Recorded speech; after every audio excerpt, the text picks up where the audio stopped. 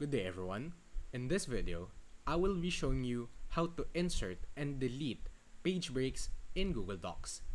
This tutorial should be pretty straightforward and really easy to follow, so anyone should be able to do this if you watch carefully. Now, let's get started. Before further proceeding, please make sure that the Google Chrome you are using is completely up to date, so that we will not encounter any errors along the way. Now, as you can see on my screen, I have here a sample Google Docs document with 5 different paragraphs.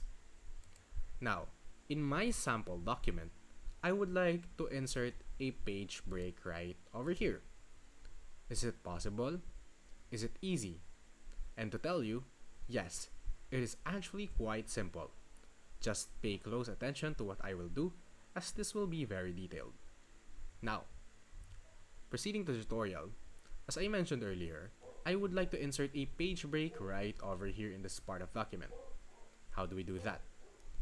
From the previous videos, I have mentioned one specific tool that will be very useful in times like this, which will be located on the upper panel of your screen, to the upper left corner of the screen.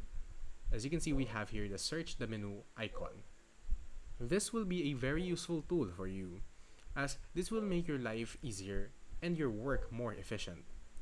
Just hit it once, or alternatively, what we can do is to press a keyboard shortcut, which is Alt plus slash. As you can see, after we press that keyboard shortcut, it will open the search the menu icon. Now, from the search the menu tab or bar, what we would like to search for is the word break. Now, as you can see, we have different types of break to choose from.